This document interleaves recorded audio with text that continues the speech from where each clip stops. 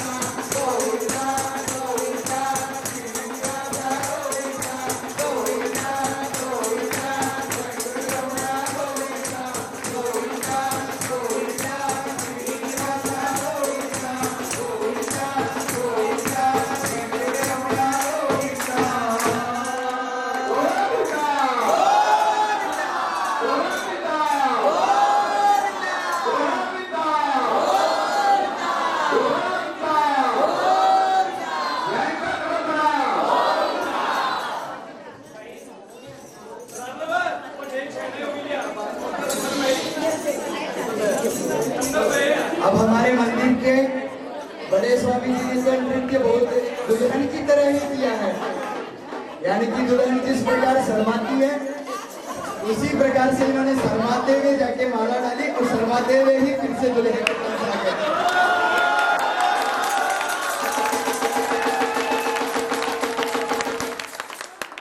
अब हमारे अगले जो पंडित जी आ रहे हैं वो जरूर नाचेंगे, उनको नाचना पड़ेगा।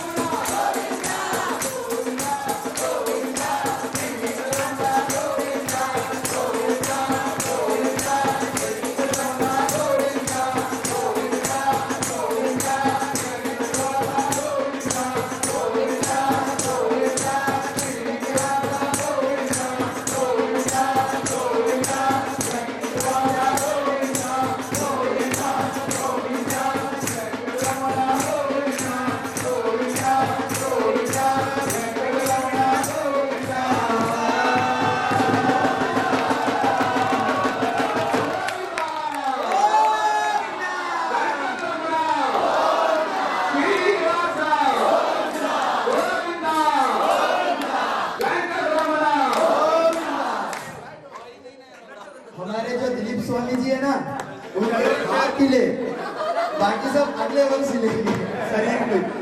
अब हमारे दक्षिण भारत से एक पंडित जी है जिनका अभी ही विवाह हुआ है, विवाह हुए 4-5 महीने हुए हैं, तो वो अपनी दुल्हन जिस प्रकार से उनकी शादी में नाचे ना उसी प्रकार हम इनको नाचना है। यहाँ पे बोलिए श्री गोकुटी नारायण भगवान की गोविंदा।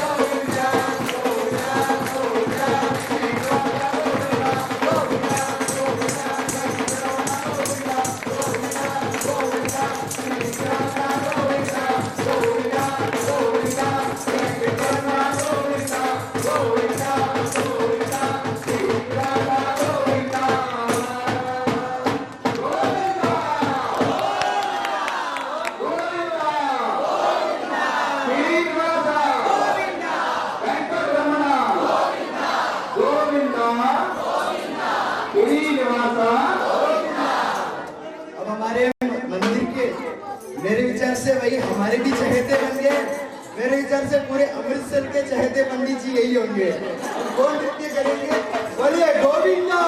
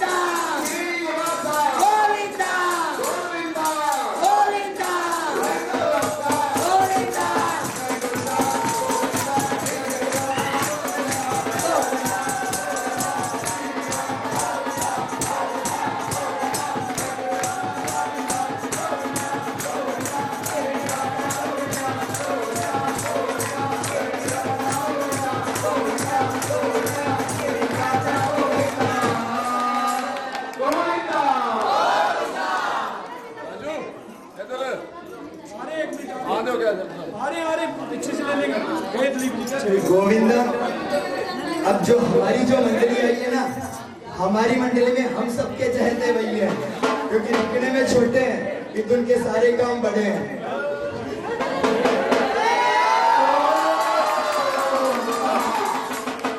वो अपने स्कूल कॉलेज में तो मैंने सुना है कि वो नृत्य करते हैं। आज मैं खुद उनका नृत्य पहली बार देखने वाला हूँ आप सब लोगों के साथ। गोविंदा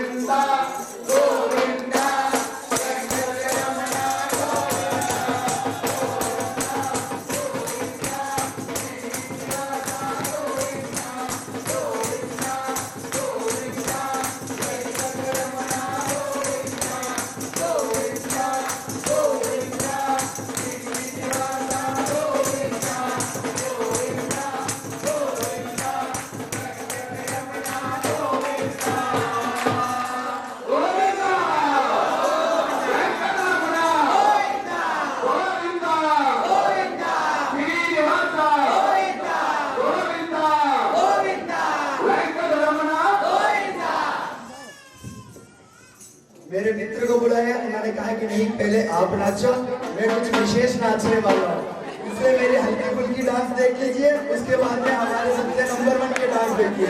गोविंदा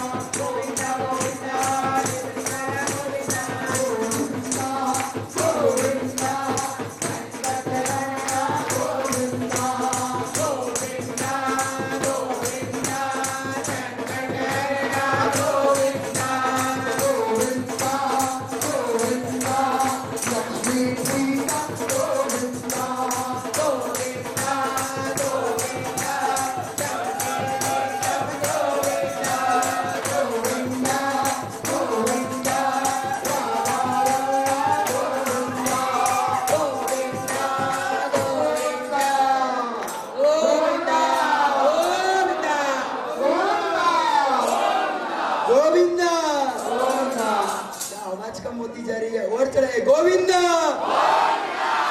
गोविंदा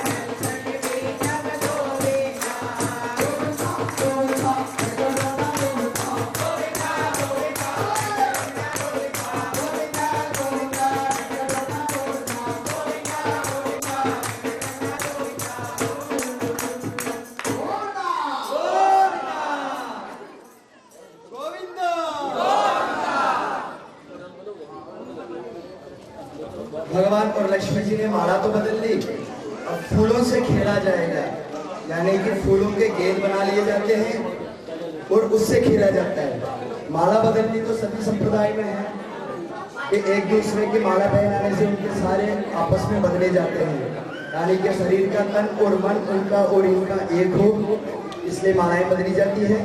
और फूलों के गेंदों से खेला जाता है, ना बल्कि फूल के गेंद इस प्रकार के कई खेल खेले जाते हैं, यानी कि एक घड़े के अंदर जल रख दिया जाता है, हल्दी का जल, उसके अंदर एक अंगूठी डाल दी जाती है, दुल्हा और दुल्हन दोनों को हाथ डाल के कौन निकालता है पहले, इस प्रकार के भी खेल होते हैं।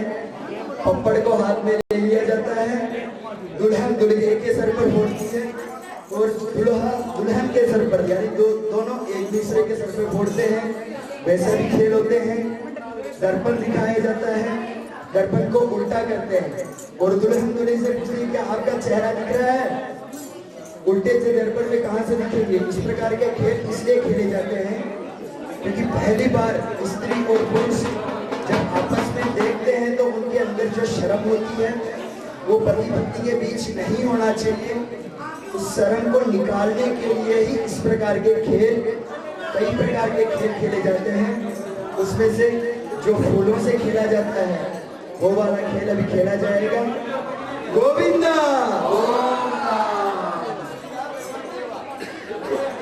गोविंदा। तो महिलाओं से मेरा निवेदन है कि शांत रहे, बातें मत करें। पंडित जी आपको पहले भी कहा है कि आप संसार की सबसे अनोखी शादी देख रहे हैं, भगवान की, तो इसको आप एंजॉय कीजिए, तो एक एक जो इसकी कार्रवाई है वो देखिए, बातें मत कीजिए। गोविंदा गोविंदा गोविंदा गोविंदा जलाएंगे और सोना जोर सब शाम को रोना सावरा सलोना सावरा सलोना जलाएंगे और सोना जोर जोर शाम को रोना हम पे जलाएंगे और सोना जोर जोर शाम को रोना Govinda Govinda Govinda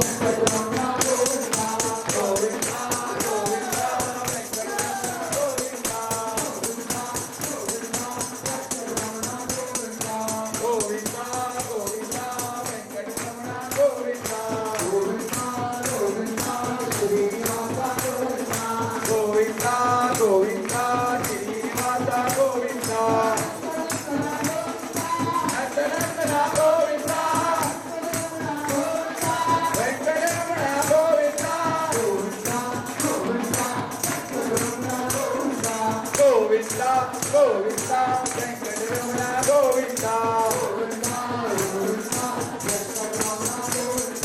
Govinda, Govinda, Venkatramana, Govinda.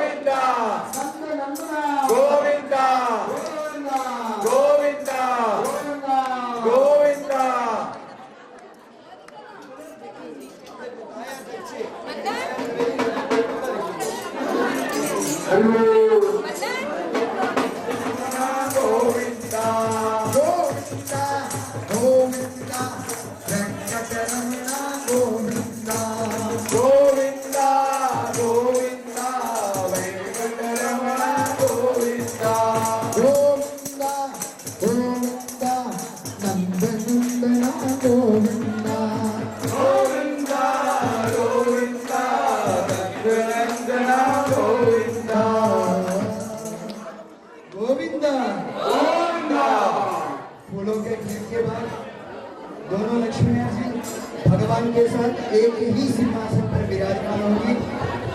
उसके बाद में दूध से पांव धोए जाएंगे और चावल से नजर उतारी जाएगी। गोविंदा गोविंदा गोविंदा गोविंदा गोविंदा गोविंदा वेंकटरमण गोविंदा गोविंदा गोविंदा वेंकटरमण गोविंदा गोविंदा गोविंदा नंदनंदन गोविंदा गोविंदा गोविंदा नंदनंदन गोविंदा गोविंदा गोविंदा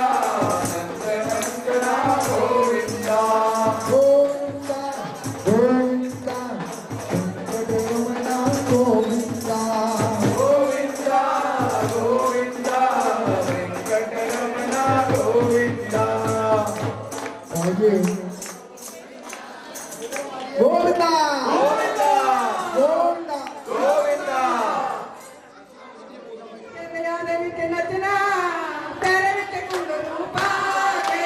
श्याम जय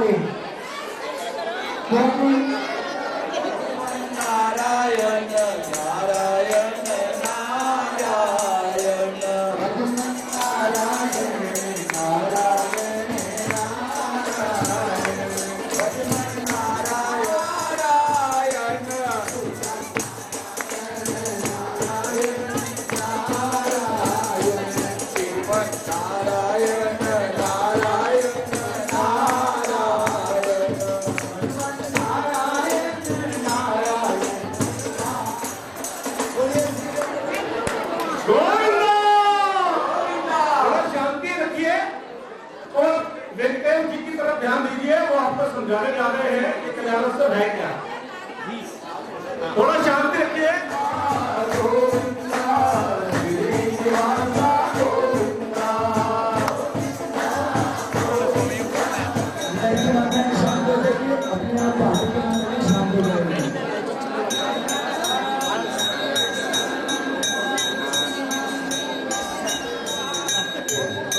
राजू जी ऊपर ऊपर बैठिए, ऊपर जहाँ धक्के पड़ रहे हैं ऊपर ऊपर अच्छा है, ऊपर से नजर आएगा आराम से। आप ऊपर चले जाइए, आप लोग लेट आए हैं इसमें हमारा कोई नहीं है। ऊपर आ जाइए, ऊपर नहीं तो बाहर से भीड़ लगी है, बाहर जाकर देख सकते हैं आप। गोविंदा गोविंदा आपको बधाई मिल जाएगी बाहर। जिन महिलाओं को बधाई नहीं मिली है उनको बधाई बाहर मिल जाएगी। बाहर स्क्रीन पे देखिए, इधर धक्के मत मारिए। जय श्री नारायण। अब हम आप लोगों को बताते हैं कि विवाह हो तो क्या होता है। विवाहोत्सव यानी आत्मा और परमात्मा का संबंध कराने वाले उत्सव को भी विवाहोत्सव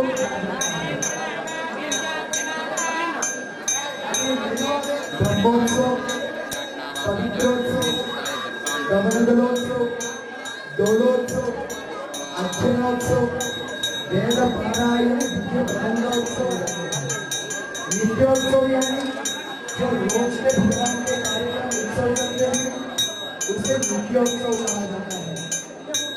सप्ताह में एक बार जो मनाया जाता है उत्सव यानी हर शुक्रवार के हमारे यहाँ पर ठाकुर जी का जो अभिषेक होता है वो 12 उत्सव कहा जाता है। पक्षोत्सव यानी कृष्ण पक्ष, शुक्ल पक्ष, उस पक्ष में जो उत्सव मनाया जाता है एकादशी, अमावस्या के उत्सव, पूर्णिमा के उत्सव, ये सब के सब पक्षोत्सव के बारे में कहा जाता है। अगला है मासोत्सव, एक बार उत्सव अलग से मनाया जाता है उसे ऋतुओत्सव कहा जाता है। अगला अयनोत्सव, उत्तरायण दक्षिणायन, उसके जो उत्सव मनाए जाते हैं उसे अयनोत्सव कहा जाता है। अगला वार्षिकोत्सव, जो वर्ष में एक बार मनाया जाता है वो सभी उत्सव वार्षिकोत्सव कहा जाता है। उसके अलावा ब्रह्मोत्सव, जो अभी ब्रह्मा जी के द्वारा किया जाने वाला उत्सव ब्रह्मोत्सव, पवित्रोत्सव यानी जो 365 दिनों की जो पूजा कार्यक्रम है उसमें अगर कोई त्रुटि हो जाए तो उसके लिए जो उत्सव किया जाता है उसे पवित्रोत्सव, दमन दलोत्सव यानी भगवान का उस दिन पूरा का पूरा मंदिर फूलों से सजाया जाता है, भगवान भी संपूर्ण फूलों से होते हैं। आज उसी तरह से बनाया गया है, इसलिए इसे भी दमन दलोत्सव के रूप में कहा जाता है। दमन दलोत्सव उसे दमन दलोत्सव कहा जाता है। वेद पारायण, दिव्य प्रबंधों के एकादशी जो होती है उसे पहले 10 दिन और अगले 10 दिन जो बनाया जाता है उसे प्रबंधोत्सव, उसे दिव्य प्रबंधोत्सव के नाम से जाना जाता है। इन सभी उत्सवों से सबसे उत्तम उत्सव जो बताया गया है वो है कल्याण उत्सव। बाकी जितने भी उत्सव होते हैं वो भगवान के संबंधित होते हैं, क्योंकि ये जो कल्याण उत्सव है वो हम सब मनुष्यों के लिए बनाए जाने वाला उत्सव है। बाकी सारे उत्सव भगवान के लिए हैं। वेंकटेश जी की बातों की तरफ ध्यान दीजिए। कल्याण उत्सव के बारे में बता रहे हैं, आप अपनी बातें कर रहे हैं। भगवान के विवाह में आप बैठे हैं, वो इसी विवाह के बारे में आपको बता रहे हैं। विवाह उत्सव यानी हमारे लिए मनाया जाने वाला उत्सव। ये विवाह उत्सव भगवान के लिए नहीं है, बाकी सारे उत्सव भगवान के लिए मनाए जाते हैं, उसके फल हम सबको प्राप्त होते हैं। क्योंकि ये जो उत्सव है ये स्पेशली हम सभी मनुष्यों के लिए बनाए जाने वाला उत्सव है। हमारी जो आत्मा है उसका भगवान से संबंधित करने वाला उत्सव ही वैवाहिक उत्सव के रूप में मनाया जाता है। भगवान के जो चरण धोए गए दूध से यानी कि दूल्हे को किया जाता है कि खाद्य पदार्थ से नजर उतार कर उसके जो भोजन के जो दृष्टि लगती है उन दोषों को मिटाने के लिए चावल से दृष्टि लगाई जाती है, चावल से दृष्टि उतारी जाती है। इस प्रकार से ये दोनों दृष्टियां उतारने के बाद में पुण्याहवाचन किया जाता है। पुण्याहवाचन यानी जितने भी विवाह की सामग्रियां हैं, मंगलसूत्र, हवन की सामग्री, उन सभी का शुद्धिकरण किया जाता है कि वो पवित्र हो जाए, भगवान के पास वो सब पहुंच जाए। इस उत्सव को देखने से हम सब पवित्र होकर भगवान के पास जैसे पहुंचेंगे उसी प्रकार से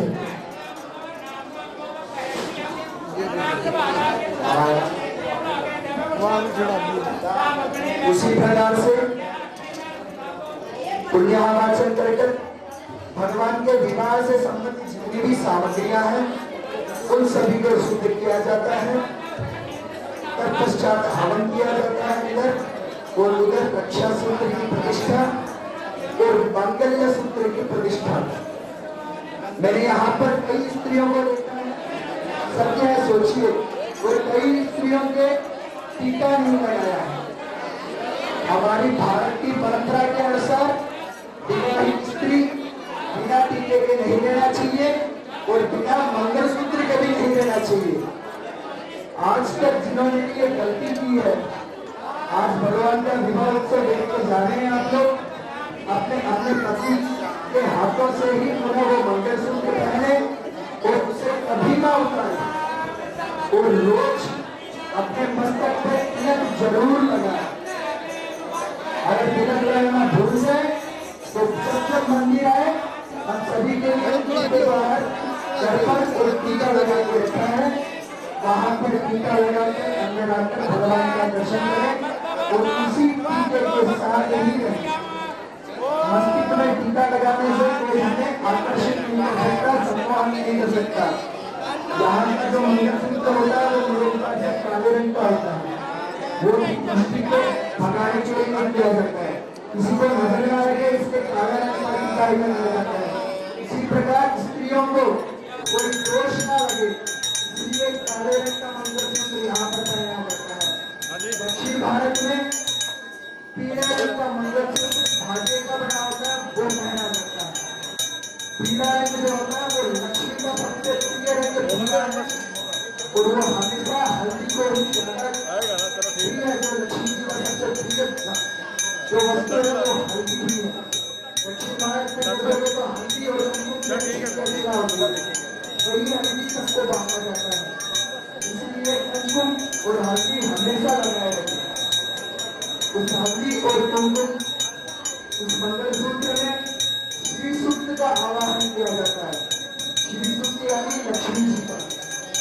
हर साल क्यों विवाह उत्सव होता है, ये आप सबके मन में ये सवाल जरूर आना चाहिए। हमारे मंदिर में साल में एक बार होता है, किंतु तिरुपति में आप जाओगे ना तो जो मूल मूर्ति है उनका नाम श्रीनिवास भगवान है, बालाजी भगवान है। उत्सव मूर्ति का नाम क्या है, आप में से किसी को पता है? उनका नाम है नित्य कल्याण वेंकटेश्वर। उनका नाम ही है नित्य कल्याण। वो एक ऐसे भगवान है जिनका नित्य विवाह होता है। वो चाहे कोई भी उत्सव बने, ब्रह्मोत्सव में भी देखोगे तो बीच में 1 घंटा उनका विवाह उत्सव होगा, बाद में ही वो वहां पे चलेंगे। पवित्र उत्सव होगा, 1 घंटा उनका पहले विवाह होगा, बाद में अगला उत्सव होगा। इतना भी बड़ा उत्सव हो, उनका विवाह रोज होता है वहां पर। नित्य कल्याण वेंकटेश्वर ही उनका नाम है। गोविंदा गोविंदा गोविंदा नित्य कल्याण वेंकटेश्वर है उनका नाम। इसीलिए तिरुपति जो मंदिर है सभी वैष्णवों के लिए प्रधान बताया गया है। श्रीरंगम, कांची और तिरुपति, ये तीनों मंदिर वैष्णवों की राजधानी बताई गई है। राजधानी यानी सबका मेन पॉइंट वही है। जिसने ये तीनों मंदिरों के दर्शन कर लिए उसके लिए भगवान स्वयं मुक्ति का फल प्रदान करेंगे, तो कोई भी नहीं रोक सकता। क्योंकि उसने श्रीरंगम में गए, श्रीरंगम को भूलों को वैकुंठ कहा जाता है, यानी कि भूमि का वैकुंठ है वो। वहां पर जाकर जब दर्शन करो तो उस वैकुंठ में हमारी जगह निश्चित। कांचीपुरम जहाँ पर रामानुज जी को आचार्य की पद मिला, हमने से किसी को भी मोक्ष ऐसे ही नहीं मिलेगा जब तक हम आचार्य के से संबंध नहीं रखेंगे, हमें मोक्ष नहीं मिलेगा। इसलिए कांचीपुरम जहाँ पर भगवान और आचार्य का संबंध हुआ था, इसलिए दूसरे जगह पर कांचीपुरम को प्रधान बताया और तीसरा तिरुपति को प्रधान बताया। क्यों? क्योंकि वहां पर नित्य कल्याण उत्सव होता है। वहां पर आप जब भी जाकर भगवान के दर्शन करेंगे वो विवाहित होकर ही दूल्हे के रूप में ही संबंध रखेंगे, क्योंकि ये विवाह उत्सव ही है जो मनुष्य और भगवान दोनों को संबंधित करने वाला उत्सव है। इसीलिए विवाह उत्सव इतना प्रधान बताया गया है। इसीलिए वहां के भगवान का नित्य कल्याण वेंकटेश्वर नाम आया है। तिरुपति बालाजी एक ऐसे भगवान है जो दूसरों के लिए दर्शन देने वाले भगवान है। बाकी किसी भी भगवान के हम दर्शन करेंगे ना तो हमें जाकर उनके दर्शन करने पड़ेंगे। किंतु तिरुपति बालाजी एक ऐसे भगवान है जो हमारे लिए वो आपके दर्शन देते हैं। यानी कि जो आलवार, जो परकालन नाम के आलवार थे, उन्होंने अपने गीत में गाया कि भगवान श्री विष्णु ने कई प्रकार के अवतार लिए, उस अवतार में सबसे प्रधान जो है वो 22 बताए। उस 22 अवतार में प्रधान 10 बताए, यानी कि 10 अवतार। उस 10 अवतार में जो प्रधान है वो 3 अवतार है, और उस 3 में जो उत्तमोत्तम है वो एक ही अवतार को बताया है।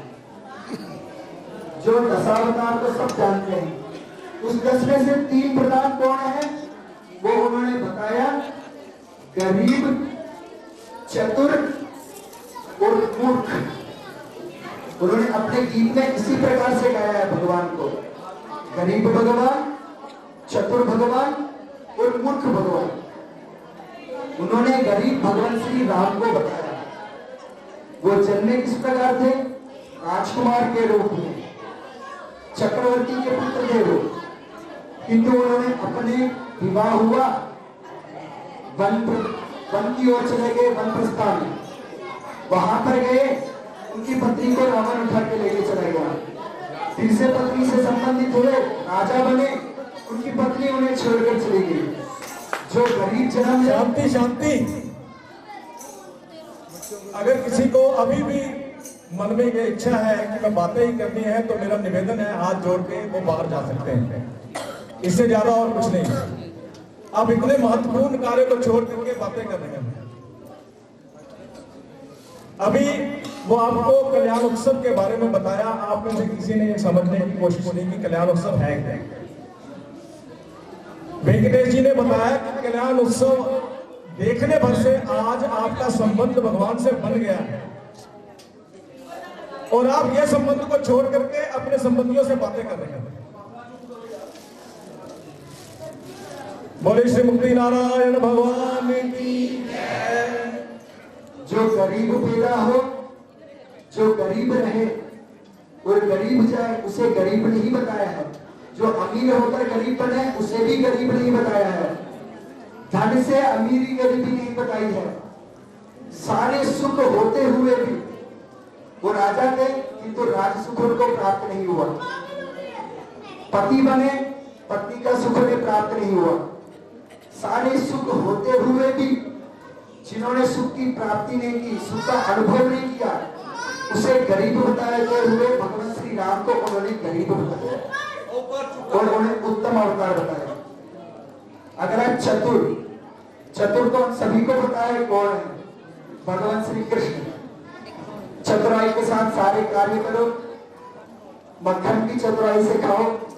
उनके घर में हजारों बड़े मक्खन के भरे हो, फिर भी वो अपने नजदीकी घरों में जाकर ये मक्खन चुराकर और उस चोर से भी अपने आप की बचाव चतुराई से करते हुए, हर चीज में मजाक बनाते हुए, हर चीज में खेलते हुए, महाभारत के युद्ध में तक वो खेल रहे थे, अपनी चतुराई से खेल रहे थे। इसलिए भगवान श्री कृष्ण को चतुर बताया। तो सभी भक्त लोगों ने परकालन जी से पूछा, आपने गरीब कहा, भगवान को हमने मान लिया। आपने चतुर कहा, भगवान को हमने मान लिया। सबसे बुद्धिमान देवता तो सभी ने भगवान विष्णु को ही बताया है। यहाँ तक गोदाम्बा जी ने तक भगवान को चतुर बताया है। गोदाम्बा जी का गीत है, आराइंद अरुलेलो रिंबामाल, यानी कि सब चीजों को तोड़कर देने वाले भगवान विष्णु हैं। बाकी आप किसी भी देवता के पास जाके विनती करोगे कि मुझे ये चाहिए, तो वो देवता सोचेंगे नहीं, आपको वो दे देंगे। उसका आप सदुपयोग करोगे या दुरुपयोग करोगे, इसके बारे में वो देवता नहीं सोचेंगे। फिर पश्चाताप करेंगे कि मैंने इसको ये कर दे दिया, इसका तो इसने दुरुपयोग कर रहा है। इसके प्रमाण जो है आप कथा में बहुत सुने होंगे। ब्रह्मा जी हर वर्ष बिना सोचे समझे तथास्तु, रावण को तथास्तु, सबको तथास्तु। उसके बाद में भगवान ही अपने चतुराई से बाहर जाके बचाते हैं। कौन? विष्णु जी। शिव जी भी भोले होकर बिना सोचे समझे वर दे देते थे। भस्मासुर नाम का एक राक्षस था, उसकी कहानी आपको पता होगी। उसने शिव जी के ऊपर तपस्या की, प्रसन्न हुए, बोले क्या वर चाहिए? तो उस राक्षस ने बोला मैं जिसके सर के ऊपर हाथ रखूं वो भस्म हो जाए। तो शिव जी ने बिना सोचे समझे भोले होने के कारण तथास्तु बोल दिया। तो उस राक्षस ने कहा कि मेरे आपने तो मुझे वर दे दिया है, मुझे इसकी परीक्षा लेनी है, इसलिए कृपया आप झुकिए, मुझे आपके सर पर हाथ रख के देखना है कि आप भस्म हो रहे नहीं हो रहे। वहां पर शिव जी भी भोले बन के उन्होंने बिना सोचे समझे वर दिया। किंतु आज तक किसी भी प्रमाण है, किसी भी कथा में कि भगवान विष्णु ने ऐसा सोचे समझे कोई वर दिया हो? नहीं। क्यों? क्योंकि भगवान को गोदाम्बा जी ने कहा है आराइत अरुणेलो रंबाणाई। भगवान से अगर हम कुछ वस्तु मांगेंगे या पैसे मांगेंगे तो पैसों का उदाहरण दे रहा हूं, ये प्रधान नहीं है। अगर हम भगवान से कहेंगे ना कि मुझे 1 करोड़ रुपए दे दो भगवान, तो पहले आपको 10 रुपए देगा। भगवान विष्णु चलो पहले आपको 10 रुपए देंगे और उससे देखेंगे कि इस 10 रुपए का आप क्या उपयोग कर रहे हो।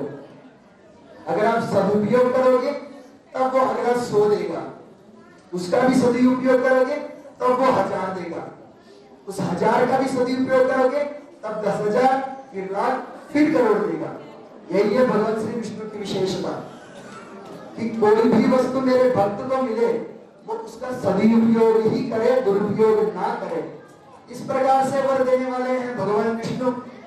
और आप उन्हें मूर्ख कह रहे हैं, कहते वे सभी जो भक्त थे वो परकालन के ऊपर क्रोधित हुए। तो परकालन जी ने कहा कि मेरे जो वाक्य हैं वो सत्य हैं, मैं उसका प्रमाण आप लोगों को देता हूं। कहते हुए उन्होंने कहा कि मैंने जो मूर्ख कहा है वो नरसिंह जी को मैंने मूर्ख कहा है। तो सबने कहा सबसे क्रोधित भगवान नरसिंह जी हैं, आप उनको मूर्ख कहां से बता रहे हो? तो परकालन जी कहते हैं नरसिंह जो भगवान है उन्होंने किसके लिए दर्शन दिया? प्रहलाद के लिए दर्शन दिया उन्होंने। उस वक्त प्रहलाद की क्या उम्र थी? 5 से 8 भी नहीं हुई थी। जहां भगवान श्री विष्णु के दर्शन के लिए बड़े बड़े ऋषि महामुनि लोग, बड़े बड़े देवता लोग, यक्ष किन्नर अप्सर लोग ब्रह्मा और विष्णु तक प्रतीक्षा कर रहे हैं, तपस करते हुए उनकी प्रतीक्षा कर रहे हैं। वहां पर भगवान एक छोटे से बालक के लिए खंभे को तोड़ते हुए बाहर निकले। जब भगवान नरसिंह खंभे को तोड़ते हुए बाहर निकलते हैं ना, तब वो हाथ में थे। तो सब लोग यही सोचते हैं कि वो खंभे को तोड़ने के कारण हाथ के आगे आए। परकालन जी अपने गीत में कहते हैं कि वो खंभे को तोड़ने के कारण हाथे नहीं। प्रहलाद जी जब उसके पिता हिरण्यकशिपु ने पूछा कि भगवान कहाँ है, तुम तो कह रहे हो कील में भी है, कण में भी है, हर जगह पर भगवान है, बताओ कहां पर भगवान है? तो प्रहलाद कहां पर अपनी उंगली दिखा देगा? कहते हुए भगवान जो विष्णु जी थे वो उस बच्चे के लिए जितने भी लोग हैं उस लोग के सभी चीजों के अंदर भाग रहे थे कि मेरा भक्त कहां किस जगह किसा लगाएगा, मुझे वहां से तोड़कर बाहर निकलना, उसको दर्शन देना। ये मूर्खता ही तो हुई ना। एक छोटे से बच्चे के लिए उन्होंने जितने भी दुनिया है, जितने भी लोग हैं, वो सब जगह दौड़ रहे थे कि मेरा भक्त पता नहीं किस जगह पे हाथ दिखाएगा। और नरसिंह जी जो थे ना, उन्होंने आखिरी वक्त तक ये नहीं सोचा था कि मैं सिंह का मुख रखूंगा। हिरण्यकशिपु के कारण ही उन्होंने सिंह का मुख रखा था। हिरण्यकशिपु ने पूछा था कि तेरे भगवान कैसे हैं? सुअर का रूप लेकर तेरे भाई को मारा, उस प्रकार से आएंगे? आप किसी मछली के रूप में आएंगे या कूर्म के रूप में आएंगे, या मुझे डराने के लिए शेर के रूप में आएंगे? हिरण्यकशिपु ने ही ये वाक्य कहा था कि क्या मुझे डराने के लिए शेर के रूप में आएंगे? तब भगवान ने तय किया वो चाहे दुष्ट हो चाहे अच्छा, उसकी इच्छा के लिए। वो ये नहीं देखते कि वो अच्छा कार्य कर रहा है या बुरा कार्य, वो सिर्फ हमारे लिए कर रहे हैं सारे कार्य। वो जितने भी कार्य करें वो सबके सब हमारे लिए कर रहे हैं। उतना बड़ा पापी हिरण्यकशिपु जो अपने पुत्र को कष्ट दे रहा है, उसके लिए उन्होंने शेर का रूप धारण करके आए, तो हम तो उससे थोड़े उत्तम ही है। तो हमारे लिए वो भगवान तिरुपति बालाजी के रूप में यहाँ पर आए हैं। यहाँ पर किसी कोई भी मंदिर बन सकता था, राम का मंदिर बन सकता था, कृष्ण का मंदिर बन सकता था, क्यों तिरुपति बालाजी का मंदिर बना? क्यों? क्योंकि तिरुपति बालाजी ही नित्य कल्याण वेंकटेश्वर है। यहाँ के लोग यहाँ से दक्षिण भारत तक आकर कष्ट सहन करते हुए तिरुपति बालाजी के दर्शन ना करें, उतना कष्ट वहां पर झेले ना।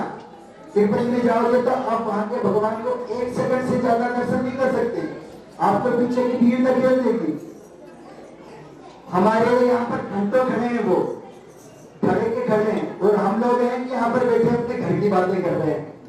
हमारे लिए खड़े हैं, वो अपने लिए नहीं खड़े हैं। वो लक्ष्मी वेंकटेश भगवान की जय। और तिरुपति बालाजी का रूप उन्होंने किसके लिया?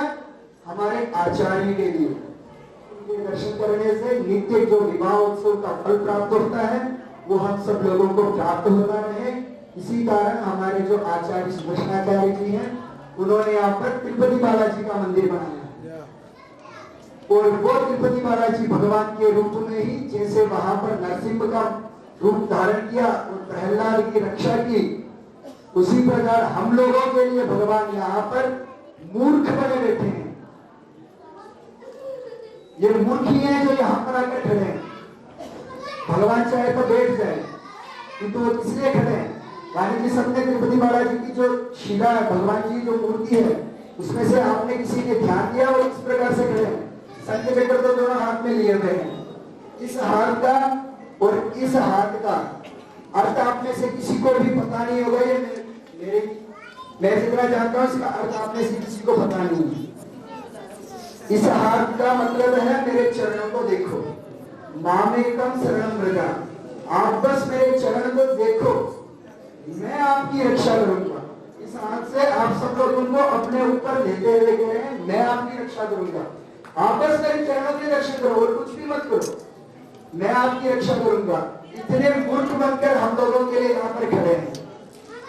इसीलिए सबसे उत्तम अवतार नरसिंह जी का वो प्रकालन जी ने बताया, और उसी अवतार के रूप में ही वहां पर तिरुपति बालाजी में दर्शन दे रहे हैं। वो भगवान वहां पर ब्रह्मोत्सव में कई प्रकार के वाहनों के ऊपर चढ़ते हैं, किंतु वहां का जो सिंह वाहन के ऊपर जब भगवान चढ़ते हैं ना, वो सवारी सबको देखनी चाहिए। उसमें भगवान योग नारायण के रूप में बैठे रहते हैं।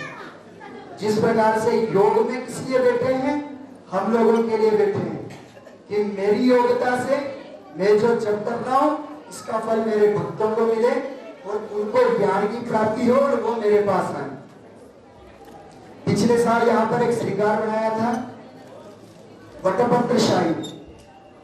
आप लोगों में से बहुत जनों को, कुछ लोगों को याद होगा के लिए वहां पर रिजर्वेशन हो चुकी है मुक्ति की। भगवान की जय। और वो किस कारण से हुई है? अपने आचार्य सुदर्शनाचार्य जी और तोताद्रि स्वामी की वजह से। अभी विवाह उत्सव का अगला कार्यक्रम जी आनो वस्त्र शास्त्र का अभी रक्षाबंधन किया जाएगा भगवान का। विवाह में दुल्हा और दुल्हन को रक्षा सूत्र बांधा जाता है कि आप हमेशा इन्हीं के साथ रहें और ये हमेशा आप ही के साथ रहें। इस प्रकार से रक्षा सूत्र दिखाया जा रहा है और रक्षा सूत्र बांधा।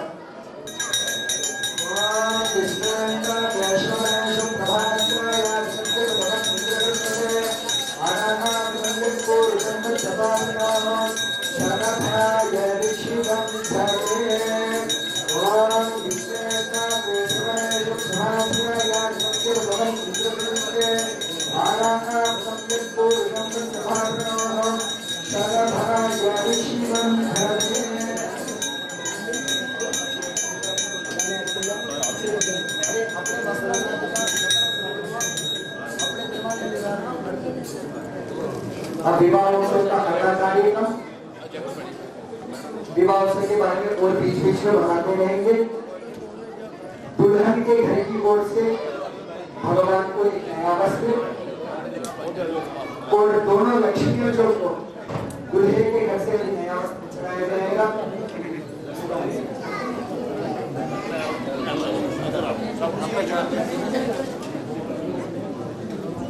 उसी प्रकार से लड़की की तरफ से लड़कों को, लड़की को और लड़कों की घर की तरफ से लड़कियों को नया वस्त्र दिया जाएगा और तत्पश्चात कन्यादान किया जाएगा। यानी कि दानों में सर्वोत्तम जो बताया गया है, कई प्रकार के दान हैं, उसमें प्रधान कन्यादान भी बताया गया है। एक कन्यादान करने से जो मनुष्य कन्यादान करता है उसके लिए स्वर्ग में कम से कम 100 से 200 वर्ष तक उसको निवास की प्राप्ति है। आजकल मैंने यानी कि एक व्यक्ति था, आजकल तो सभी के घरों में लाडली भी प्यारी हो गई है। कुछ लोगों के घर में आज भी लाडले ही प्यारी है, लाडली नहीं है। लाडली जितनी प्यारी है उतना लाडला नहीं है। यानी कि हर घर में लड़का हो या ना हो, लड़की जरूर होनी चाहिए। लड़की के होने पर ही आप लोगों को भगवान से संबंध मिलेगा। कन्यादान करने से जितना फल प्राप्त होता है उतना और किसी भी दान से नहीं होता है। मेरे को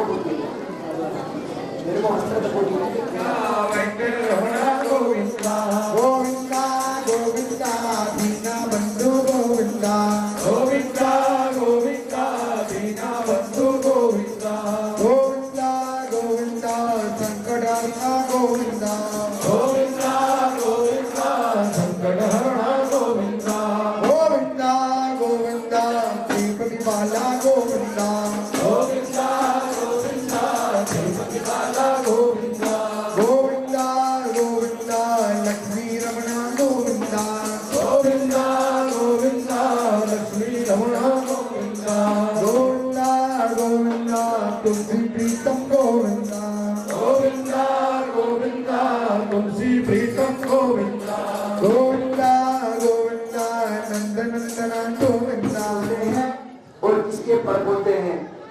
उसी प्रकार दुल्हन को भी बताया जाता है कि किनकी पुत्री है, किनकी पौत्री है और किनकी पड़पोत्री है।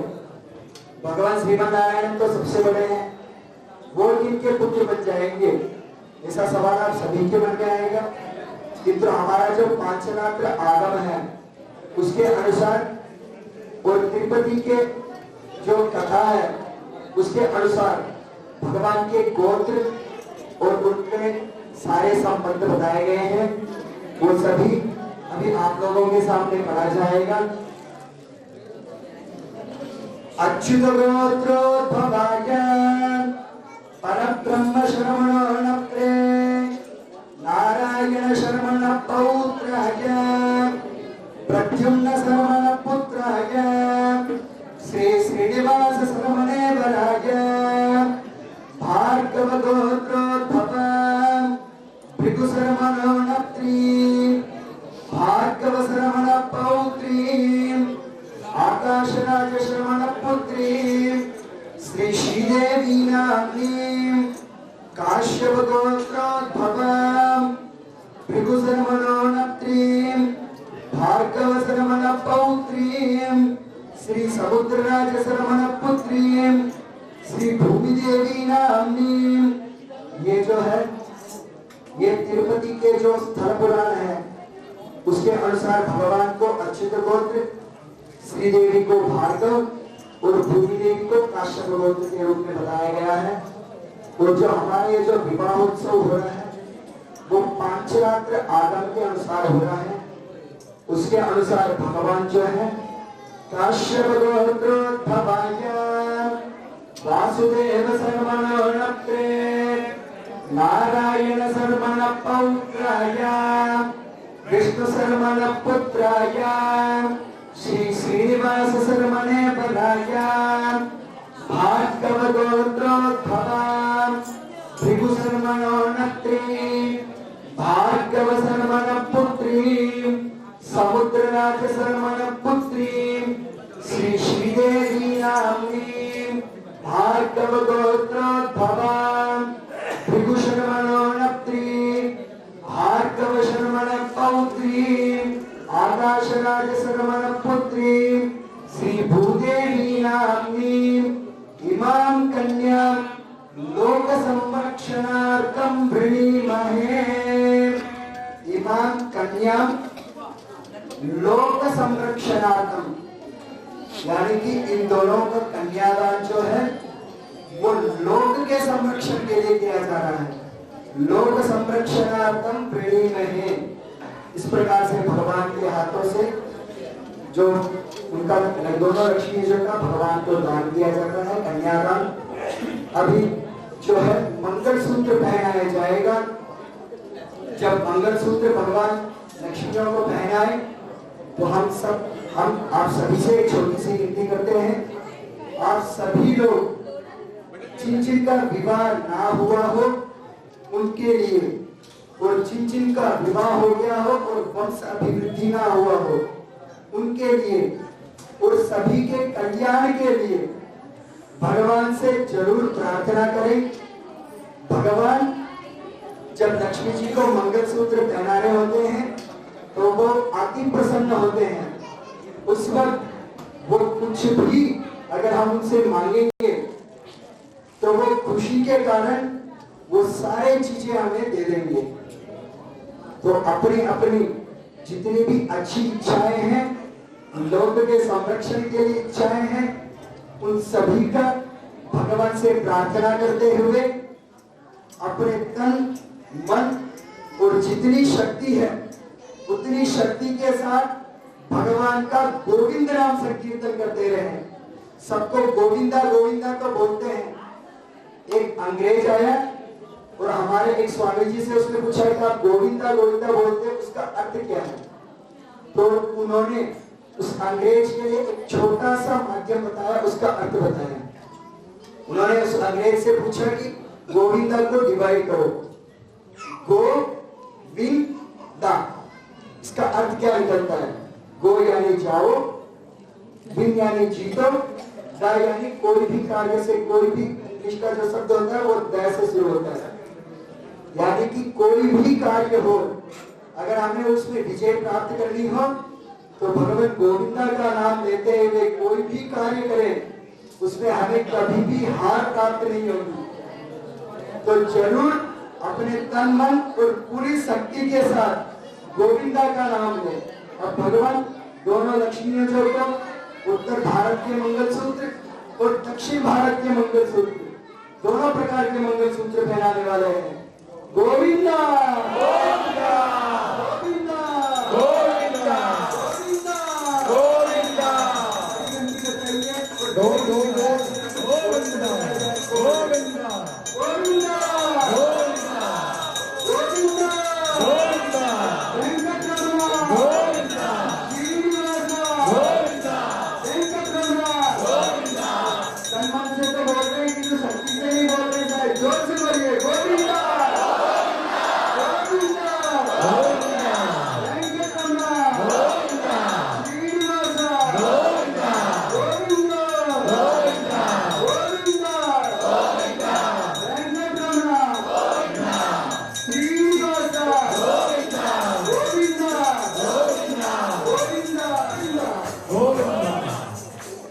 भगवान मंगलसूत्र पहनाने के बाद में दक्षिण भारत के अनुसार स्त्रियों को हवन करने का अधिकार भगवान के स्वरूप में उनका जो संकोप है और हाथ में लाजा लेते हुए भगवान को दिखाकर सभी चीजों में प्रधान बताया गया है।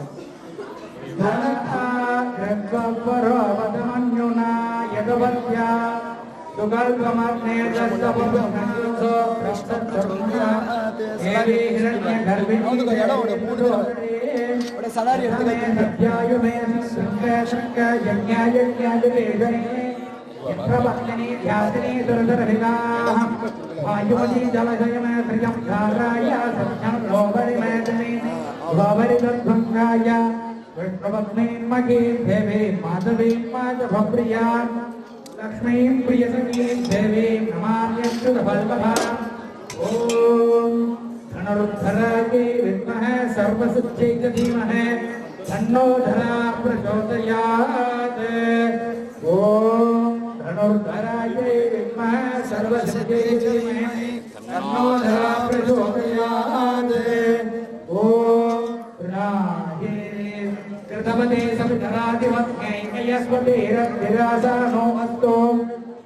कृपान् प्रजान् वैष्णवज्ञगो रासेसा नासकसोया मनोता बृहस्पतिर्मातरस्योनभाग्यस्तु वानावाया अवृणागृणन्तो विष्ठम्भो निरोधेन पृथिव्या अस्येजा नाजगतो विष्णुवन्नेः ॐ महादेव्यै च विद्महे विष्णुपत्नी च धीमहि तन्नो श्री प्रचोदयात् ॐ महादेव्यै च विद्महे विष्णुपत्नी च धीमहि तन्नो श्री प्रचोदयात् पूर्णाहुतिहोमम् अभ्यकरिष्ये बलाय कवचायम् ॐ एकं इदं विष्णुर्विचक्रमे त्रेताय देवतम् नमो नमस्य पादं भजाविचक्रमे विष्णुर्गोपादास्यात् तथो धर्माणि धारयन्ते विष्णोर्धर्माणि वर्तयतो ब्रह्माणि वर्तते इन्द्राशयस्येतया तद्विष्णो परमं पदकं ददामस्ति सूर्यः इति तत्सदागतः तत्प्राजोऽभिमन्यो जाग्रवागुं तस्यमञ्चे विष्णोर्यं परमं पदकं स्वाहा ॐ पूर्णाहुतिमुत्तमान्धोते सर्वं वै पूर्णाहुते सर्वमेवाप्नोति अदोर्यं वै पूर्णाहुते अस्यामेव प्रतिष्ठते स्वाहा पूर्णमदः पूर्णमिदं पूर्णमादाय पूर्णमेवावशिष्यते स्वाहा ॐ नमो भगवते वासुदेवाय भगवान का राजा हवन होने के पश्चात कुछ हवन की पूर्णाहुति की हो रही है। अब दक्षिण भारत का सबसे प्रसिद्ध खेल विवाह का जो गोदम्बा जी ने अपने गीतों में भी कहा है नारियल किया जाएगा और उसके लिए गोदम्बा जी के 10 गीत भी गाए जाएंगे। वो 10 गीतों को शांतिपूर्वक सुने। इस 10 गीतों को सुनने से जितने जो 4000 प्रबंध जो गाए जाते हैं वो 4000 प्रबंध को सुनने में जो फल प्राप्त होता है वो सिर्फ इस 10 गीतों को सुनने से मिल जाता है। इस गीत में गोदम्बा जी ने ये कहा है कि मेरा विवाह भगवान के साथ किस प्रकार हुआ है। 4 युग 4 प्रकार के विवाह प्रसिद्ध। इसमें कलयुग में अपने बालाजी का विवाह प्रसिद्ध है और गोदम्बा जी अपने हृदय से किस प्रकार मैंने भगवान के साथ विवाह किया है इसके बारे में उन्होंने गीतों में ही गाया है। जब यहाँ पर नारियल का खेल खेला जाएगा पुस्तक गैला पिक्ष पुत्रिका मणि बोल उस वक्त दक्षिण भारत के 2 पंडित जी थालियां लेके आएंगे। आप लोगों से जो भेंट भगवान को हो सके आप सभी से ये नम्र निवेदन करते हैं कि आप इन 10 गीतों को शांतिपूर्वक सुने। में अरविंदन नरसिम्हा स्वामियों तटे எடுத்து போய் கொண்டிருங்கள்। அந்த இடத்துல अपने மேடையிலே இடத்தை க்ளீன் பண்ணிட்டு ஒரு துணியை விரிச்சிருக்கா एक वस्त्र दीजिए बिछाने के लिए। மேலே இருந்து ஏதாச்சும் ஒரு துணி அப்படியே எடுத்துக்கோ। பெருமாள் மேல போட்டுக்கிற சால்வையை வேணாலும் எடுத்துக்கோ। சொல்லுங்க वंदे गुरु परंपराम यो नित्यमच्युत पदाम्बुजयुग्म रुक्म व्यामोहतस्तदितराणि प्रणाय मेने अस्मद्गुरो भगवतोऽस्य दयैकसिन्धो रामानुजस्य चरणौ शरणं प्रपद्ये। माता पिता युवतयस्तनया विभूतिः सर्वं यदेव नियमेन मदन्वयानाम् आद्यस्य न कुलपतेर्बतुलाभिकामम् श्रीमद्गदङ्ग्रियुगलम् प्रणमामि मूर्ध्नाम्। भूतं सरश्च मदहाख्वय भट्टनाथ श्रीभक्तिसारकुलशेखर योगिवाहान् भक्ताङ्ग्रिरेण परकालयतीन्द्रमिश्रान् श्रीमत्पदाङ्कुशमुनिं प्रणतोऽस्मि नित्यम्।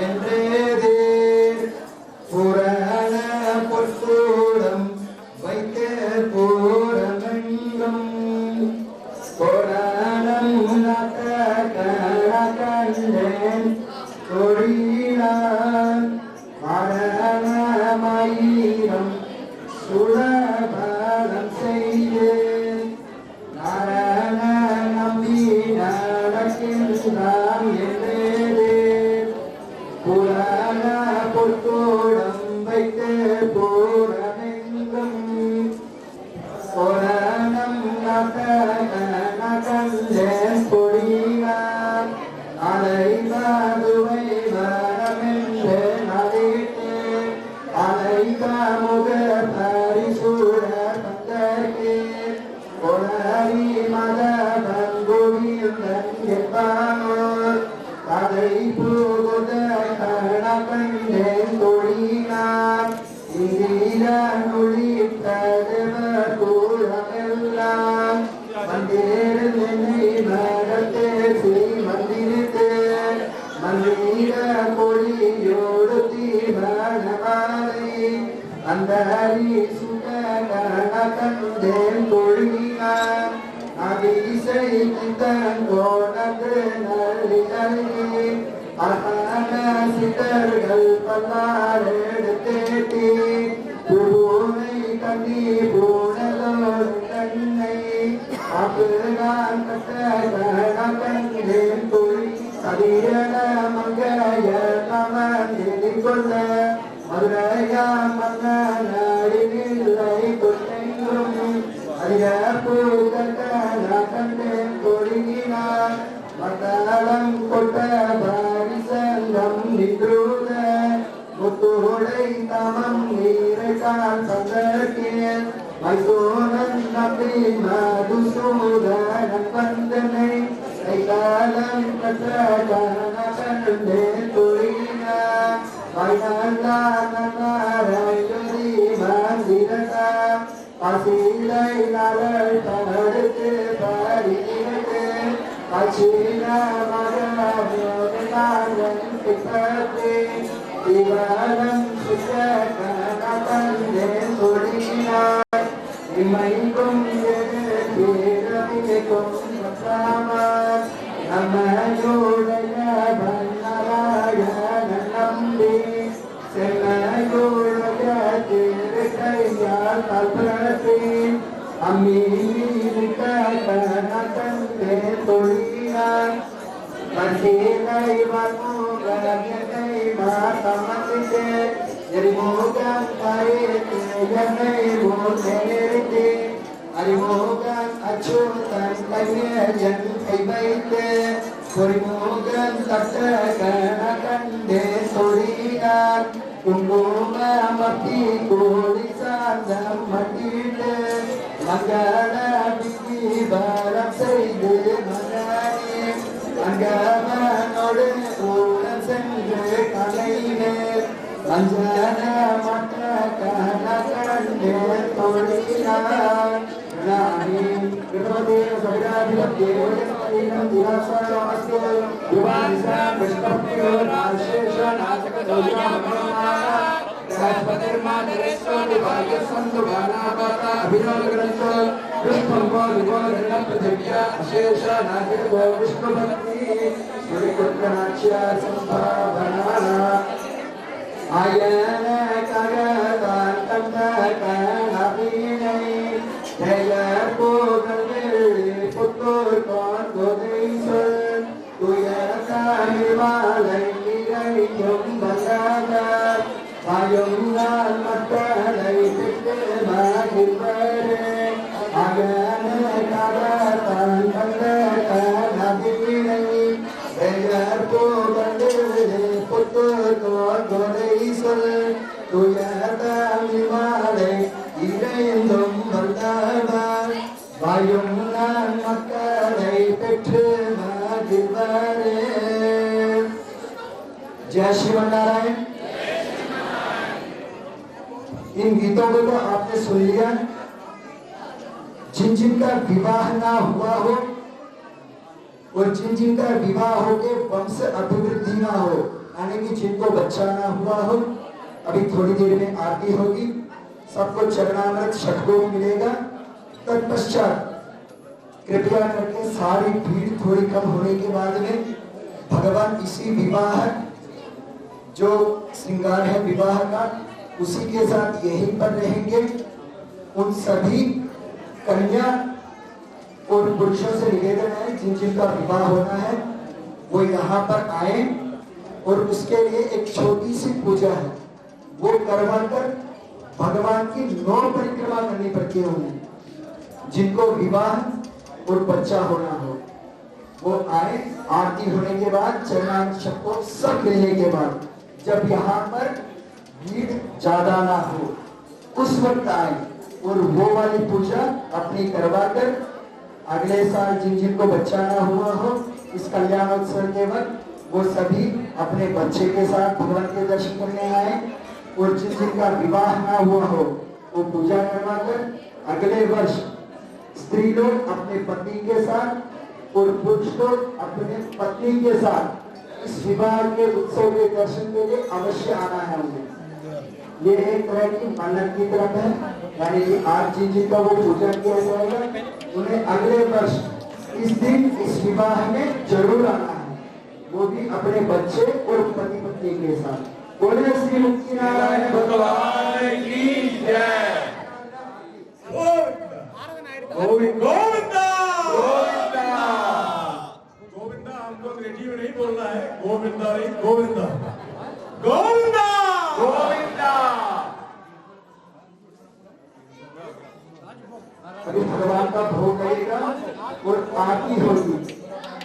सभी भक्तों से निवेदन है कि वो अपने अपने जगह पर बैठे बैठे ही आरती कर। गोविंदा गोविंदा वेंकट रमना गोविंदा गोविंदा गोविंदा श्रीनिवास गोविंदा गोविंदा गोविंदा श्रीनिवास गोविंदा गोविंदा गोविंदा तिरुपति गोविंदा गोविंदा गोविंदा श्री रमना गोविंदा गोविंदा गोविंदा सुखदाता गोविंदा गोविंदा गोविंदा सब सुखदाता गोविंदा गोविंदा गोविंदा गोविंदा वेंकट रमना गोविंदा गोविंदा गोविंदा श्रीनिवास गोविंदा गोविंदा गोविंदा श्रीनिवास गोविंदा गोविंदा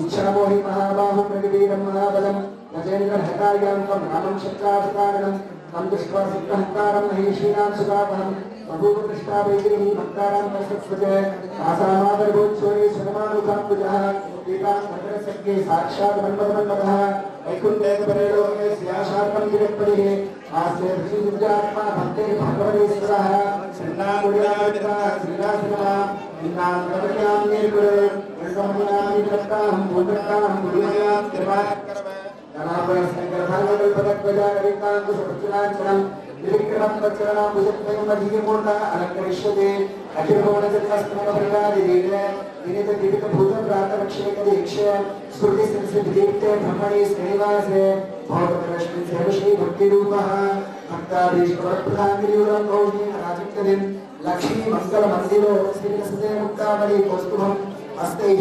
शङ्करदान्तपङ्कजगदामिप्राणमुद्राकृतिं नागाचन्द्रमुखं सुजानमुखं श्रीश्रीनिवासं भजे ॐ वासुदेवाय नमः ॐ शङ्करहनाय नमः ॐ प्रद्युम्नाय नमः ॐ निरुद्धाय नमः ॐ केशवाय नमः ॐ नारायणाय नमः ॐ माधवाय नमः ॐ गोविन्दाय नमः ॐ विष्णवे नमः ॐ मधुसूदनाय नमः ॐ गिरिकराय नमः ॐ आमनाय नमः ॐ श्रीधराय नमः ॐ ऋषिकेशाय नमः ॐ पद्मनाभाय नमः ॐ दामोदराय नमः ॐ मत्स्याय नमः ॐ कूर्माय नमः ॐ वराखाय नमः ॐ नरसिंहाय नमः ॐ वामनाय नमः ॐ भार्गवरामाय नमः ॐ दशरथरामाय नमः ॐ बलरामाय नमः ॐ श्रीकृष्णाय नमः ॐ कल्किने नमः ॐ श्रीभूमिलीला गोदा पद्मावती नायिका समेत श्री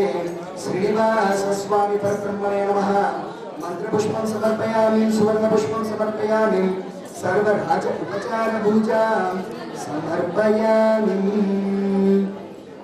भगवान को अभी भोग लगेगा। विवाह उत्सव के तो आपने दर्शन कर लिए। 4 युग में 4 विवाह प्रधान बताए गए हैं। वो 4 युग में कौन कौन से विवाह हैं वो आपको बताता हूँ। पंडित जी भोग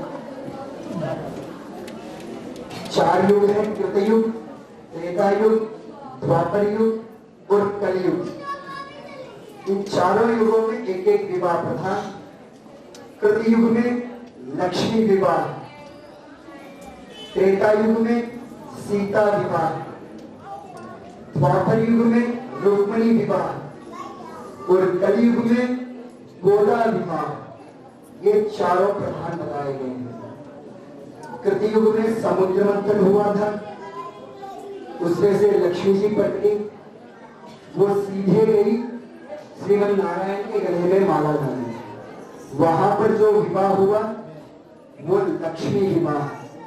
उस युग का सर्वोत्तम विवाह वही कहलाया गया, इसलिए वो कृतयुग का सर्वोत्तम विवाह लक्ष्मी विवाह। इन चारों विवाहों में आपने एक ध्यान दिया होगा, तो चारों विवाहों के नाम लक्ष्मी जी स्त्री से ही संबंधित है, पुरुष से संबंधित नहीं है। लक्ष्मी विवाह, सीता विवाह, रुक्मिणी विवाह, गोदा विवाह, चारों ही स्त्रियों के नाम से ही है। हर जगह पे भारत देश में हमारे घर में तक हमारी घर की जो बहनें होती है वो कहती हैं कि हम घर में क्यों बैठे, हमें भी बाहर निकलना है, हमें भी बाहर रहता है, और स्त्री क्यों घर के अंदर रहती है। पुरुष हम लोग जो है ना वो लोहे की तरह है। लोहे को कहीं पे भी रख दो, कोई भी नहीं उठाएगा, कोई भी छुएगा तक नहीं। उससे ज्यादा स्वतंत्रता मांग रही है। जो आपको स्वतंत्रता मिली है उस स्वतंत्रता का उपयोग करें, उससे ज्यादा ना करें। इसीलिए स्त्रियों को उत्तम बताया गया, पुरुष को कहीं पे भी उत्तम नहीं बताया। पुरुष हर जगह पे स्त्री से नीचे ही है। दक्षिण भारत भी आओगे तो वहां पर हर लक्ष्मी जी की सन्निधि भगवान के राइट हैंड साइड में होगी। राइट साइड यानी ऊंचा होगा।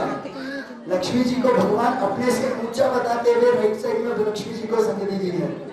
वो चारों जो विवाह है वो लक्ष्मी जी को ही प्रधान बताया गया है। कृतयुग में लक्ष्मी जी समुद्र मंथन से बाहर आई, भगवान श्रीमन नारायण के गले में माला पहनाया, वहां पर जो विवाह हुआ वो लक्ष्मी विवाह, उस संवत्सर उस युग का सर्वोत्तम विवाह। अगला युग त्रेता युग, भगवान श्री रामचंद्र का युग। वहां पर सीता का स्वयंवर चल रहा था। जितने भी लोग आए सभी ने उस शिव धनुष को उठाने की कोशिश की, किंतु सीता को कोई पसंद नहीं था। सीता अगर इच्छा रखती तो हर कोई वो धनुष उठा सकता था। वो धनुष जो था वो सीता के अधीन था। शिव जी का धनुष होने के बावजूद वो सीता के अधीन था। जब सीता अगर चाहती थी तभी वो धनुष उठा सकते थे। भगवान श्री राम जब आए तब सीता ने उन्हें देखा, तब उनकी इच्छा हुई कि ये उठाए। अगर उस वक्त सीता नहीं सोचती कि राम उठाए तो जरूर राम जी से भी वो धनुष नहीं उठता। सीता जी ने इच्छा की तभी भगवान श्री राम से वो धनुष उठा। उन्होंने जब प्रतिंचा लगा के उसका प्रमाण किया, उसको बजाया, तो वो टूटा। वो सीता जी प्रसन्न होकर अपने हाथों से माला ले जाकर भगवान श्री राम को पहनाने गए। राम जी थोड़े लंबे थे और सीता जी थोड़ी छोटी, तो सीता जी उनको माला पहना नहीं पा रही थी, किंतु वो जानती थी कि मैं लक्ष्मी हूँ, ये नारायण है। तो उन्होंने सीधे आंखें बताया किसकी ओर किया, लक्ष्मण जी की ओर, ताकि मैं इनको माला पहना नहीं पा रही हूँ, थोड़ा सहायता कीजिए। तो लक्ष्मण जी जो शेषनाग के अवतार है, उनको क्या करें समझ में नहीं आया। वो तुरंत गए, भूमि को उठाए हुए थे। उन्होंने सोचा कि मैं थोड़ा भूमि को ऊपर कर दूं तो सीता माता ऊपर हो जाएगी। उनको ये याद नहीं था कि राम जी भी भूमि पर ही है, वो भी साथ में उठेंगे। तो अचानक से भूमि को ऊंचा किया, संपूर्ण भूमि में भूकंप आया। लक्ष्मी सीता जी तक थोड़ी बहुत देखी और फिर से लक्ष्मण जी को देखा, अरे भूमि को मत उठाओ, आपके मेरे जो पतिदेव बनने वाले हैं, आपके जो भैया, उन्हें नीचे झुकाओ। तब लक्ष्मण जी उनके चरणों के पास गए। तो जैसे उन्होंने लक्ष्मण को देखने के लिए नीचे झुके, सीता जी ने माला पहना दी। और वहां पर जो विवाह हुआ वो सीता विवाह। वो किनके लिए झुके, अपने भक्त के लिए झुके। 4 भाई थे, सबको पता है, राम लक्ष्मण भरत और शत्रुघ्न। इन चारों में सबसे उत्तम कौन? सब लोग राम को कहेंगे वो भगवान है, वो तो उत्तम ही है, सबको पता है। उनके अलावा कौन उत्तम है? सब लक्ष्मण करेंगे। क्यों? क्योंकि वो उनके साथ गए, उनकी सारी सेवा की। कुछ लोग भरत कहेंगे क्योंकि उनकी पादुका को उसने 14 साल तक उसकी पूजा की। किंतु हमारे जो आलवार आचार्य लोग जो है ना, उन्होंने सर्वोत्तम जो भाई कहा है वो शत्रुघ्न को कहा है, उसको सबसे उत्तम बताया। राम जी और भरत जी किनकी सेवा करते थे? राम जी की सेवा करते थे। शत्रुघ्न किनकी सेवा करता था? भरत की सेवा करता था। जो भगवान के भक्तों की सेवा करे, हमारे भगवान के भक्त अपने आचार्य जी, उनकी जो सेवा करे वो सर्वोत्तम है। ऐसा बताते हुए हमारे दक्षिण के आलवार आचार्यों ने शत्रुघ्न को उत्तम बताया। वहां पर रामायण में लिखा है कि लक्ष्मण जी गए थे, किंतु तो हमारे वहां के दक्षिण के आचार्य लोग पता है क्या कहते हैं, वहां पर शत्रुघ्न गया था। सीता जी के लिए लक्ष्मण जी ने भूमि को उठाया, किंतु तो अपने दिमाग से काम करते हुए उस भक्त ने भगवान के चरण पकड़ने के लिए गया, तो राम जी के सीता ने माला पहना दी वहां पर। इस प्रकार से वहां पर जो विवाह हुआ वो सीता विवाह। त्रेता युग का सर्वोत्तम विवाह सीता विवाह। अगला युग हम सबके पसंदीदा जो भगवान है कृष्ण जी का युग, द्वापर युग। सभी से मेरे विचार से सबसे उत्तम विवाह कृष्ण जी का युग। आजकल के जो लड़के कर रहे हैं वो कृष्ण ने उसी वक्त कर दिया। लड़की के घर गए, वहां से लड़की को उठाकर लाके शादी की। इसमें भी एक अद्भुत कथा है। जो रुक्मिणी जो लक्ष्मी जी थी, वहां पर उनको उनसे प्रेम ज्यादा था। वो करना ना जब तक बता रही, ठीक है। रुक्मिणी जी भगवान श्री कृष्ण से प्रेम तो कर रही थी, किंतु उनके भाई ने किसी और से विवाह संबंधित कर दिया था, तय कर दिया था। तो यहाँ से ये पत्र लिख रही थी, हे राम अवतार लेने वाले मुझे आके ले जाओ, हे कृष्ण अवतार लेने वाले हे परवास देव हे नारायण। पता है कृष्ण जी कब गए? जो मैंने आपको कथा बताई थी ना, उसी के अनुसार रुक्मिणी जी द्रौपदी को देखी थोड़ी जगह दे दो, रहने वाले आपको आना है, एक साले में जाना भोग लगाने के लिए थोड़ी जगह दे दो। तब भगवान श्री कृष्ण गए, रुक्मिणी को वहां से उठा कर लाए और उनके साथ विवाह किया। वो विवाह द्वापर युग का सर्वोत्तम विवाह रुक्मिणी विवाह, जो आखिरी हमारा जो युग है यह है कलयुग। यहाँ पर सबसे उत्तम विवाह जो बताया गया है वो है सर्वोत्तम भारत में भक्त मीरा और राधा का विवाह ही सर्वोत्तम है, यानी कि जिन्होंने भगवान से भक्ति के साथ विवाह किया हो। बाकी सब जो तो वहाँ पर भक्ति के साथ संबंध हुआ भगवान का। वहाँ पर गोदान जी गोदाम्बा जी जो थी उनके पिताजी विष्णुचित्त जो थे वो भगवान की माला बनाने वाले थे। वो हर रोज भगवान की माला बना के फिर वो अपने गले में पहनती थी, फिर उसको रखती थी, फिर उसको वो भगवान पहनते थे। इस प्रकार से उन दोनों का जो विवाह हुआ वो भक्ति मार्ग से हुआ, यानी कि हम लोगों को सबसे सर्वोत्तम क्या बताया गया है, भक्ति। इन चारों विवाहों में मेरे विचार से सर्वोत्तम विवाह जो है वो भक्ति का विवाह है। हम सभी लोगों को यही प्रार्थना भगवान से करनी चाहिए कि मुझे आप जिस प्रकार से लक्ष्मी जी को आपने अपना बनाया है उसी प्रकार हम सब लोग भी आपके अपने हैं। हम सबको भी आप अपना समझकर हमें भी आपके चरणों में थोड़ी सी जगह दें, ज्यादा न दें, थोड़ी सी जगह दें। उस थोड़ी सी जगह में ही हम आपकी सेवा करते हुए रहेंगे। बोलिए श्री मुक्ति नारायण भगवान की जय। बोलो श्री लक्ष्मी वेंकटेश भगवान की जय। अभी यज्ञशाला में भोग लगने के पश्चात सुदर्शन जी का छोटी सी यात्रा मंदिर के अंदर निकलेगी।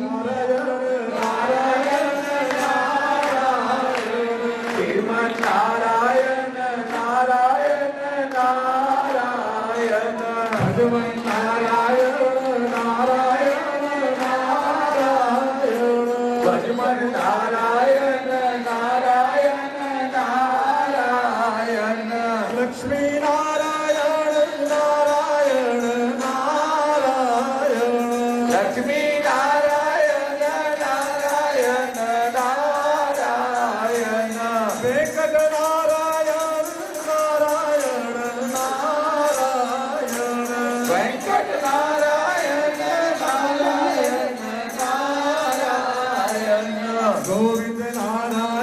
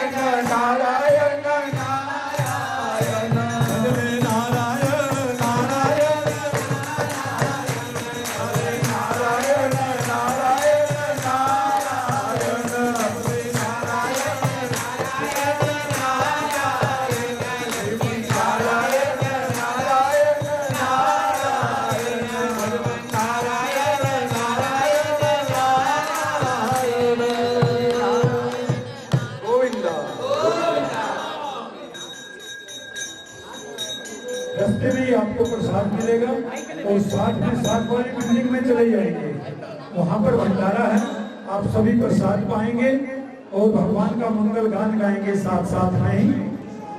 बोलिए श्री मुक्ति नारायण भगवान की जय। 5 मिनट के बाद में जय बुलाएंगे और जय बोलने के साथ साथ में आप अपने अपने स्थान पे